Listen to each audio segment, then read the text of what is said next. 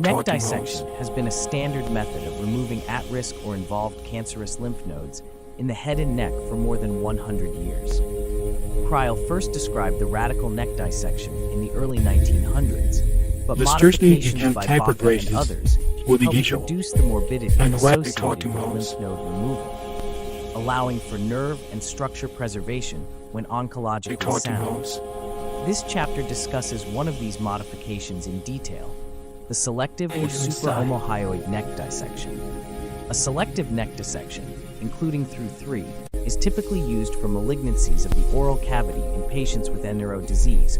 Understanding the regional lymphatic drainage pathways is critical when planning which type of neck dissection will be employed. Fig 1.1. A supraomohyoid neck dissection is performed when treating patients who are at risk for micrometastasis in levels 2 and 3. The boundaries of levels I, submental and submandibular, 2, upper jugular nodal chain, 3, midjugular nodal chain, are defined as follows. Level 1, bounded laterally by the medial aspects of the anterior belly of the digastric muscles and ending medially at a line drawn from the mandible to the hyoid bone at the anatomic midline.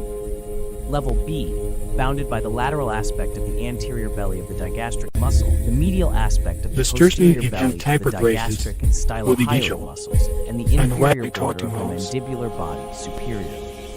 Level 2A, bounded anteriorly and superiorly by the posterior belly of the digastric and stylohyoid muscles, posteriorly by the vertical plane defined by the spinal accessory nerve and sternocleidomastoid muscle, SCM, and inferiorly by the horizontal plane defined by the inferior border of the hyoid bone. Level 2B, bounded anteriorly by the jugular vein and inferiorly by the vertical plane defined by the spinal accessory nerve, posteriorly by the posterior border of the SCM, and superiorly by the skull base.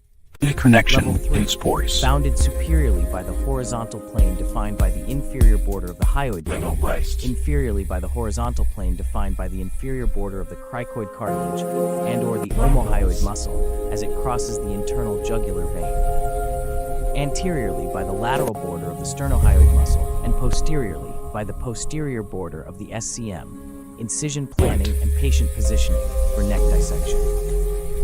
Positioning for a neck dissection includes extending the neck and turning the patient's head away from the surgeon. This usually entails placing a shoulder roll under the patient to facilitate adequate extension. Various types of incisions may be employed.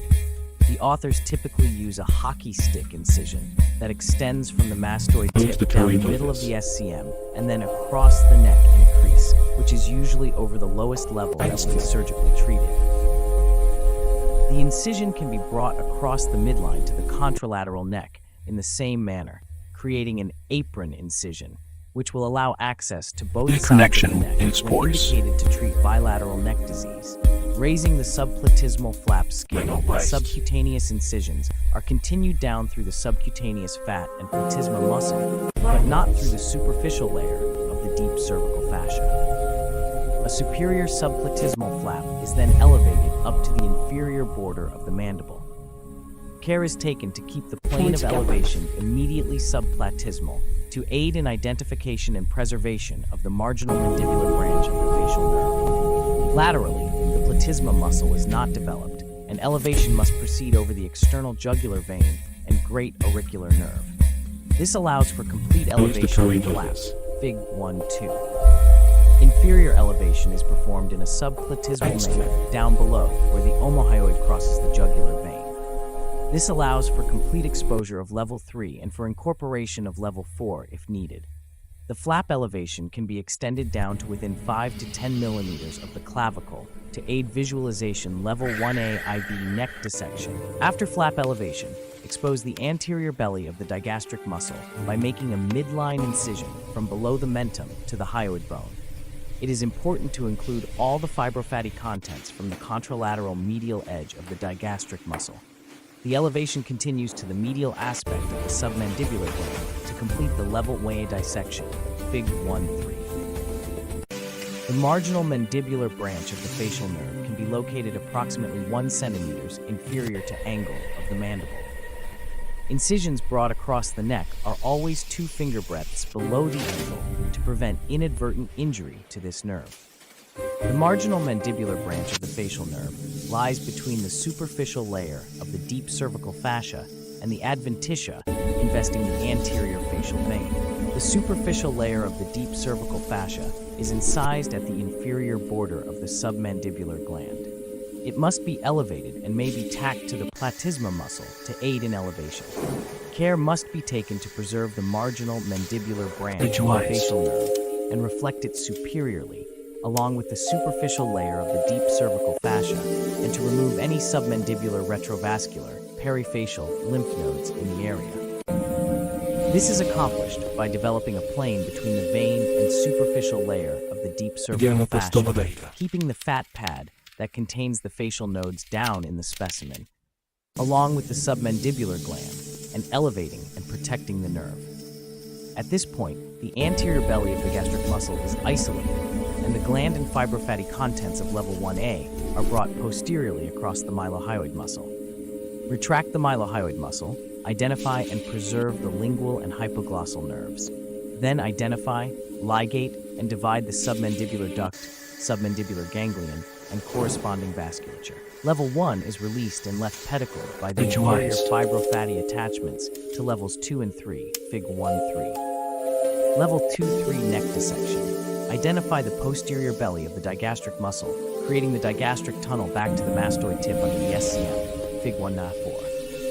Incise the investing fascial layer along the anterior border of the SCM, ligating and dividing the external jugular vein in the process. An attempt should be made to preserve the greater auricular nerve, if not involved with disease. Unwrap the SCM from its investing fascia.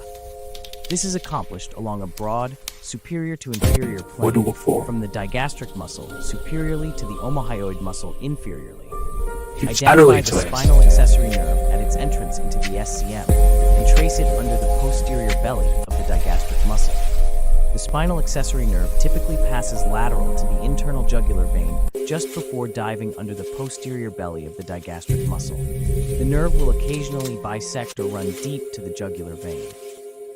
The spinal accessory nerve is released from the surrounding soft tissue, and then level 2B is released from the skull base, the back of the jugular vein, the SCM, and the deep cervical fascia. Level 2B is left attached to and brought under the spinal accessory nerve. Once the investing fascial layer is elevated off the SCM down to the level of the deep cervical rootlets, the dissection is taken medially across the rootlets from the omohyoid muscle to the spinal accessory nerve superiorly. Care must be taken to avoid injuring the spinal accessory nerve in this area as it exits the SCM posteriorly, Fig 1-5. Dissect levels 2 and 3 medially in a plane lateral to the cervical rootlets and the carotid sheath, which invests the carotid artery, internal jugular vein, and vagus nerve. Once the elevation reaches the jugular vein, the fascia from the internal jugular vein is unwrapped. Branches of the vein may be divided as the specimen is brought medially. The ansa cervicalis will be transected during the inferior dissection as the specimen is brought across the jugular vein to the lateral aspect of the strap muscles.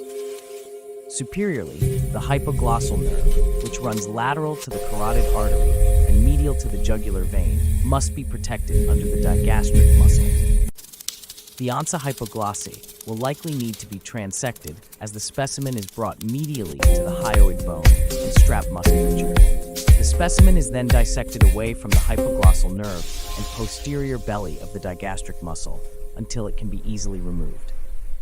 The anterior dissection will meet with the posterior dissection as the specimen is brought across the strap muscles, carotid artery, and jugular vein, Fig 1-5.